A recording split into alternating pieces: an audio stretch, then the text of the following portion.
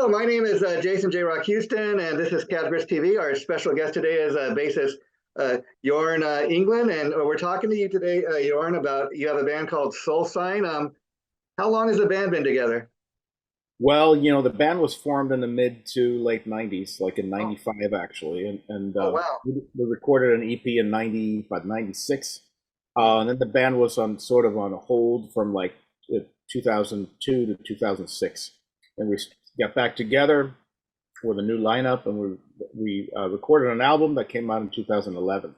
Oh wow. Then we played shows up till we toured in Europe a couple times, 2010, 2013. We played in the U.S. and from 2015 through 2018, we're sort of on hold. Our vocalist lives in Las Vegas. He was busy doing things. We're all busy doing Other things.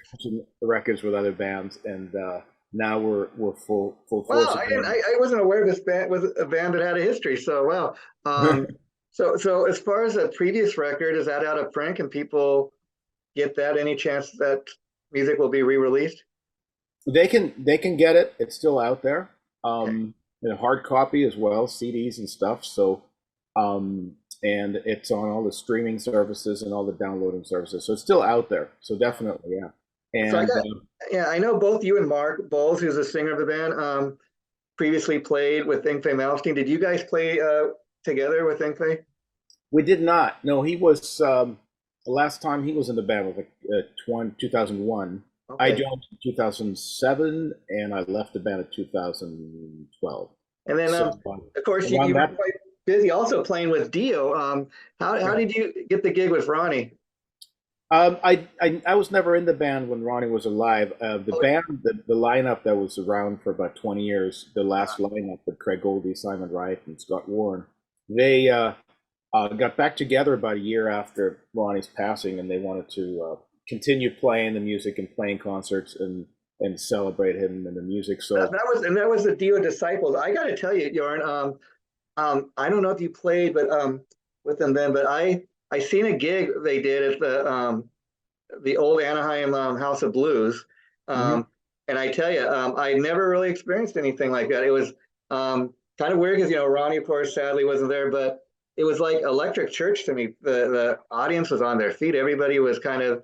It was really the band, like you said, playing this music in honor of Ronnie. Yeah. And it was just something really special, like I'd never experienced before. Yeah, and it's a real pleasure playing with them. Everybody's real solid, and they really uh, make do justice for the songs and everything. So it's I think it's musically the best the Dio band's ever sounded. Obviously the very original lineup was great too with Vinny Uh, and those guys, but Jimmy Bain and Vivian Campbell. But yeah, it was a real pleasure. We did some really fun runs, and we played in the U.S. and Europe and South America and yeah, and when over I the. saw it, they were doing it with Tim Owens and Oni Logan. I mean, what a doubleheader, as far as frontman and vocalist. And could you Yeah, imagine those guys, the pressure they must have been feeling? yeah, they did, and but they really delivered, and it's a good combo that them together. It's like a balance of Yeah. you get Ronnie's power with Tim, and you get Ronnie's soulfulness with Oni. So it's kind of like it's a real good combo, and they're great people as well. And of course, Ronnie, I mean, for such a little guy, he had he was a mighty powerhouse as a singer. And when you're singing those kind of songs, I mean, can you imagine if it's just one vocalist doing it all night? I think that's the cool thing for the vocalist is you got more than one guy doing it, kind of splitting it up among the two guys. Yeah, I like it. I because it gives a variety of how to which person sings which song and all that stuff. Um, it's I think that what doesn't, in my opinion, doesn't look good with two singers. It looks a little bit like a circus, and it's Okay, yeah. less like a band. That's my only problem. But I love both Tim and Oni, and they do a fantastic job.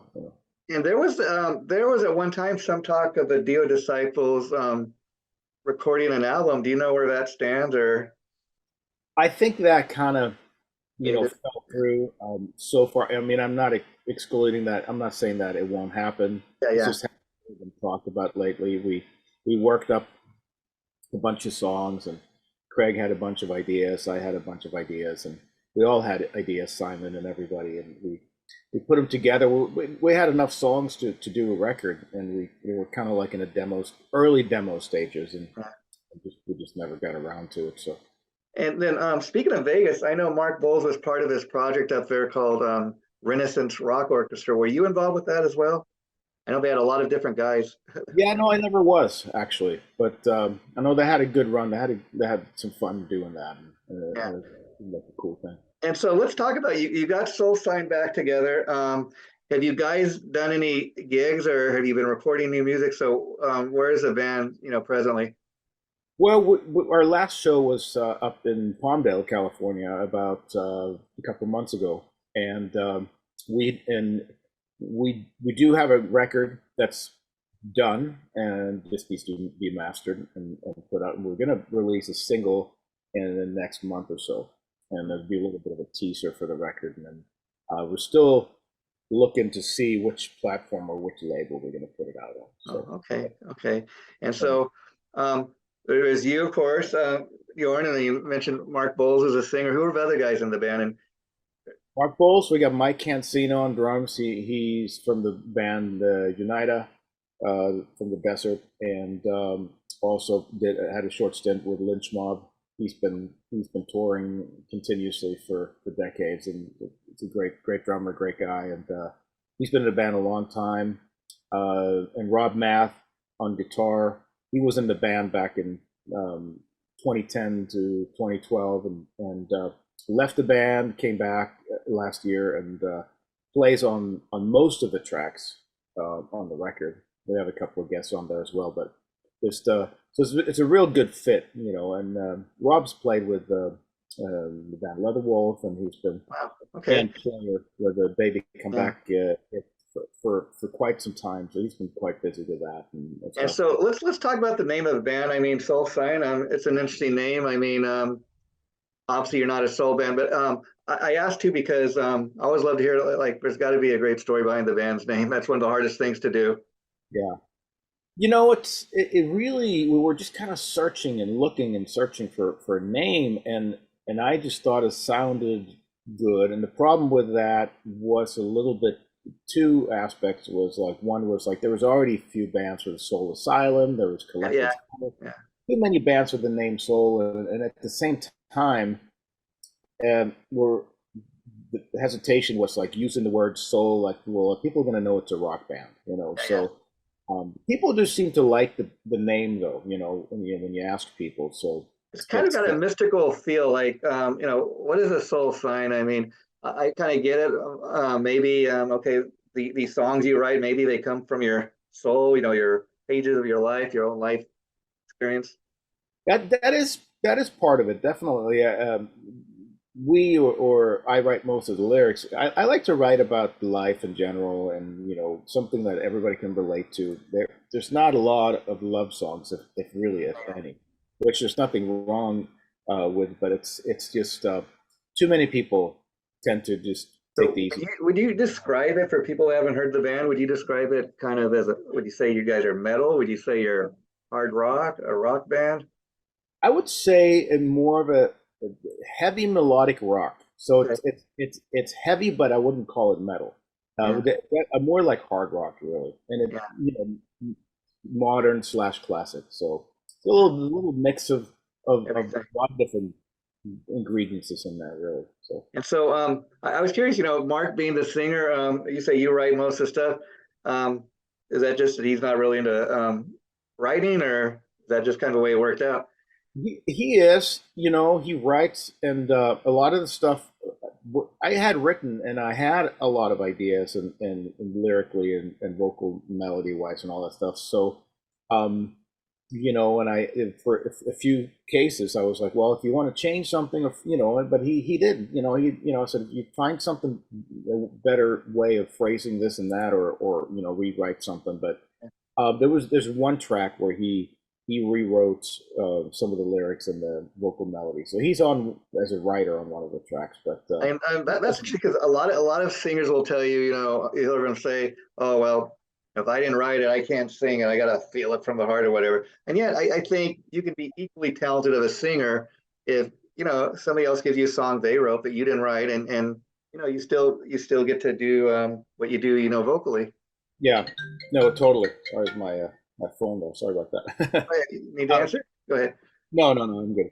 Okay, yeah, and it's interesting too because a lot of people I don't know if they're even aware of it. If you look at all the classic like Ozzy era Black Sabbath albums, not Mhm. Ozzy that wrote the lyrics, it was Geezer.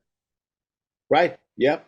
And it happens, and people do what they're great at, and in our case, I mean, Mark's a great writer too, so I hope that in the future he'll be writing more And is that kind of a lot, like you said, some of the older guys are no longer, and you got new members in the band. Is that part of it? That some of this stuff has just been laying around for waiting for you guys to record it and stuff. it's a mix thereof. Like most of the stuff is new. There's a couple of tracks that I wrote in the late '90s that are actually on the record, Nothing and wrong with that. I talk to guys all the time that, like John Crosby, I interviewed him anytime, on his last solo. He had a song that was like 30 years old, but, a good song, still a good song, no matter when how I long it couldn't takes. agree with you more. I think good music is timeless, really. I Yeah. mean, you put on you know, a Cream record or Led Zeppelin or an old Kiss record from the early '70s. I mean, if it's good, it's good. You know what I mean? It's I think it's just as simple as that. So I think Yeah, I'm a huge Kiss fan. That's why I laugh when people say, Kiss, they're not the world's greatest musician. I say, oh, say what you will about them, but, they've had a 50-year career, and you can't have a 50-year career if you have songs that aren't good, any good. And I think you're 100% right. And I think like having chemistry is the main thing. Sure. Like with Soul Sign, we kind of need to have sort of virtuoso players in a way, but the most important thing is that we work well together. And I think like perfect example, like you said with Kiss, was like they weren't looking for a virtuoso Yeah, yeah, players. yeah. It was that chemistry, like they were talking about when Ace first came in and plugged in his guitar and he played two chords and Yeah. they just knew. They was like, this is the guy. It just felt And right. all those classic Kiss songs, they got such great memorable hooks. I mean, how many Mm. times you heard a Kiss song on the radio and you just start, singing. Rock and Roll Night's a perfect example. We all know that song and love it. I was made for loving you. That's what I Right. think about. 100%. And I feel lucky in that sense as a writer. I don't try to write that way. I just like that. I like to get to the chorus quick. I like hooks. I like melodies. If a song doesn't have great melody or great chorus, I'm like, forget it. See, people might look at you and think, "Oh, he's a metal guy," but just from talking to you, it sounds like you're influenced by many different types of music, and that Yeah. not only makes you a more rounded musician, but Yeah. helps to make you a better writer when you're writing songs. I mean, the bass player in Megadeth, James Lomenzo, he's also played over years, like with John Fogerty. And somebody asked him, "Hey, you're a metal guy. What are you doing playing with him?" And he's like, "Well, you know what? It's a good paying gig, and why not?" Oh, 100%. And I'm the type of player who I like playing different styles. I used to back in the '90s after I got off the road with Quiet Riot. I came back and everything was sort of dead. If you wanted to play metal or hard rock in California or United States, it was there. It was rough. So I became like a session guy, but I played it just to pay my bills. I played it anything from jazz to reggae to Latin to pop and everything you name it, funk, disco, just to make a living. And I'm Again, so talking grateful kind of and so Kiss efficient to related, have but you look at Bob Kulick, got to be one of the most famous, session players. it. Yeah, Yeah, I yeah, knew Bob, great guy, and you have to. I think you're going to come in as a session player almost within any style. If you don't have an experience playing outside of the frame of that, you're not going to be as of a well-rounded player. yeah. So I think it's really important to look outside of your go outside your comfort zone. And I still teach from time to time, and I do clinics and master classes, and I always tell the students like, open your mind, push yourself out of your comfort zone. I mean, Yeah. don't do it so that you get bored and stop playing, but like go out and listen to different styles and different players, and it's really beneficial. I mean, yeah, it just kind of depends. I mean, and even as a music fan, you listen to different types of music, and especially if you're in a band and you write music, Yeah, um, you are a more rounded musician. You can do more than just be a one trick pony, if you know what I mean. 100%. Yeah. And Couldn't agree now I more. was reading on your page, you mentioned Quiet Riot. I was curious, how long did you play with him? Obviously, you're probably just in the tour band, but wow, I read that on your Facebook page. I said, oh, I don't remember him being in Quiet Riot, but that's cool that you were. Yeah. I'm trying to remember, like I auditioned for them back in, I think it was like October of 1994. And then I did some promo stuff with them, interviews, and I started working to do pre-production for the next record, um, Down to the Bone, I think it was Yeah, called. yeah, yeah. Okay, that would. Yeah, and they still had Chuck Wright was still in the picture, and he ended up playing on the album. I mean, he has a long history with the band, and they've worked a lot with him before. So they decided last minute. They said like, well, we're gonna have him do the album, but we want you to tour with us. So I was still like, you open up the album cover. I'm still in the photos and things like that. But Yeah, it he plays on the album, and I did a U.S. tour after that of 22 shows in yeah, March, it, February, March of yeah. in 1995. So that was it, and then I left. Yeah, poor Chuck Wright. He's been with them on and off all these years, and then I've heard him tell stories. I think he tells it like in the Quiet Riot movie about bands coming up to one of the band members like Sign Mental Health, and he's like, I played on that too. Oh, no, we want Rudy. Yeah, I yeah, he played. actually played on was it the I think it was Don't want to the let you go or Figurehead something. and then the ballad on there too. I think two of the Don't two want to let songs. you go, something like that. Yeah, Yeah. no, he's a great bass player, and so is Rudy. So they both have long history with the band, and So stuff. how well did you know Frank? I mean, obviously you played with him, but must kind of shook you up when you heard about his passing. Yeah, it was. I mean, I knew about it. I knew he was sick and stuff like that. And we actually got in a lot of communication. I saw him quite a few times in the last couple of years before his passing. Before he was sick, we did the rock and roll fantasy camp together. We got to jam there and hang out and catch up. And after all those years, it was nice, Yeah. And At least you unfortunately, got that little bit of closure. You can say, well, I got a chance to talk to the guy before, he did go. yeah, because we hadn't talked and been in touch really at all since I was in the band, like many years ago. So for over 20 years we didn't talk, Yeah, and and again, you talk about, being a session player and taking gigs like that, not so much as a session, but I mean, I bet you run across people all the time that, you tell them, I was in Quiet Riot, oh, really, when? And yet it's not too shabby of a thing to put on your resume, if you know what I mean? It's pretty good credit to have. it really is, and it's nice. And the fact with all the history they have, with the fact that Randy Rhoads formed a band with Kevin, and all the stuff they've been through, and being the first metal band to be #1 on Billboard. I mean, they really, I mean, they opened the doors for For everybody. a lot of the Sunset Strip metal bands and stuff like that. So they were iconic. You can't deny that. So it You was. talk about how important it is to be in a band where everybody gets along and you got that chemistry. I mean, because even look at a band like Rat, they had a lot of hits and stuff, and they probably could have been bigger. But I mean, they're even at a point in their career where they just can't stand being around each other. They just rather not do anything. It's like kind of sad, but okay. Yeah. Yeah. No, 100%. And it's just like when you work together musically, it's important to have chemistry and get along. But let's say you're touring and you're playing, you're 90 minutes on stage, and the rest of the time, 22 and a half hours, you better be able to stand each other, because you're Yeah. going to be in, small space together, whether it's a tour bus or plane or whatever, for, especially a tour bus, because there's no escaping really. You have to, you're dealing with each other and stuff. So 100% getting along with people, and it's just So it's Jordan, as far as Soul Sign, you said the album's kind of pretty much in the can. You're just waiting to kind of figure out where to release it. Um, Once the album does come, like you said, probably a single. Is there maybe a video first too in the it will works? it will be video, yeah, single with a video, and then we have another single coming, and hopefully a third one we're working on. But So that'll be it, you know, we don't have a release date yet, but Oh, sure, sure. I understand that. And then do you think they'll do any more touring before the album comes out, or you probably wait till it comes out?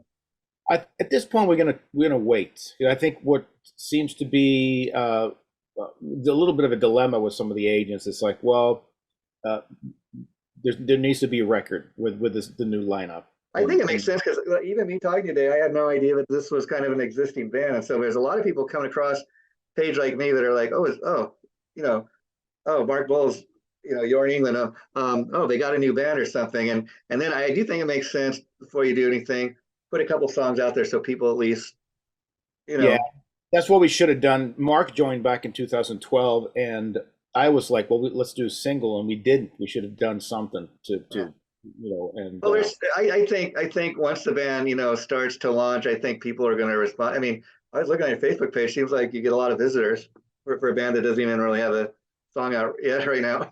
yeah, right. Thanks. Yeah, yeah. And you know, obviously we got a little bit of a history with the last lineup and the last record and stuff like that. But yeah, it's you know, there are a lot of people. Like when you post up on your Facebook page and that, like, or your official site, kind of make sure that people know, yeah, we do have a history, and maybe post a couple of the older songs people at least can, you know, get attached to that in the meantime. Yeah, no, absolutely. Totally agree with you. Yeah. And I mean, there's definitely interest in that. And the promoters and people working with you guys behind the scenes, you get any of that wanting to kind of boast the band by what you've done before, what Mark has done before, like ex-Yngwie Malmsteen members. Right. Yeah, yeah, Oh yeah, yeah, totally. No, it's oh definitely, yeah. Yeah. yeah. So and would try to market it that way already, but yeah. Um Yeah, and especially even if you guys are an older band that's been around, I gotta thank you for the fact that you continue to pump out new music because there are a ton of bands, a lot of the ones we grew up with that and I get it why they're like, well, why should we put out any new music because nobody's buying CDs? But I dig the fact that you're still into creating new music. That's what it's all about. I think it's important.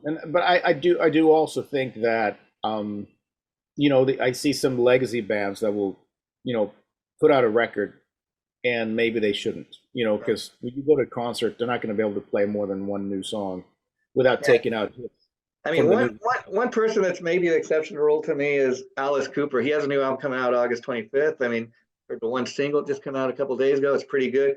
Also, but like even his last album came out, not only is it as good as his classic stuff, but like the last album, you can believe it went to number one. I think that says something, Yeah, it really does. And I think part of it, he keeps things fresh. He's always out there touring. He's always out there doing interviews. I And get the guy. I mean, he's in his mid 70s and he still get up on stage and put it on the Ultimate Rock Show. And wow. yeah, it's very impressive. I agree. You know, and it's inspiring for other musicians. You know, I'm not a spring chicken anymore, and it's inspiring. It's got to give you that feeling that, okay, if Alice is in his mid 70s and he can get up there and do it, I mean, no Yeah. reason I can't. Yeah. Yeah, 100%. Yeah, you know, and yeah, it gives you that burst of energy, you know. And I remember growing up and being a teenager, and I'd be like, well, there's no way anybody can be a rock star going to tour after the age of 40. You Mm-hmm. know, around that time, the guys from the Stones were about 40, and now look at them. You know what I mean? It's just like, hey, you know. And so before I let you go, Arno, let me ask you, who are some of your bass heroes growing up? Oh, absolutely. Billy Sheehan is one of my probably my main biggest influence and favorite and great guy, um, great friend. John Paul Jones from Led Zeppelin, definitely, and Steve Harris from Iron Maiden. Those are probably my three biggest influences. And obviously, we got Jack Bruce and John Entwistle. Steve Harris, that's an interesting one because not only is he a great bass player, but he wrote most of the Iron Maiden, songs, and that's the main guy, even though he has these great singers in the band. Yeah, so he's kind of a role model in that sense too, as a band leader and a songwriter, you know, and also great stage presence and everything. So he definitely growing up was big, huge before I even discovered Billy Sheehan and before I even listened to Led Zeppelin. I Yeah, was yeah, yeah, yeah. Do you remember what was the point in your life when you knew that okay, this is what I want to do, or I want to take a shot at being a professional musician? I had this like just moment like what do you call it? Just a light bulb moment when I was about 15. I remember it very well, and it was just one night I was walking back from the late night from the bus stop after. Well, like I said, Jordan, I want to thank you for taking time out of your busy schedule to do this. I really enjoyed chatting with you today. The interview we just did will be going up probably sometime next week. I'll let you know the minute it does. If you want to share it on any of your sites, please feel free to do so. And let's definitely keep in touch because we're all about promoting new music here. And once you even get a single video, let me know or I'll contact you again. And I'd love to, every chance we get to promote Soul Sign, do that. And I also see that, maybe I talked about I have another show that maybe I'll reach out because I see you have also Gods and Monsters. We could talk about that next time. Absolutely, yeah, I'd love to. Okay, take care, my friend. Thanks again. Bye-bye. Appreciate it, man. Take care. Thank you. Bye-bye.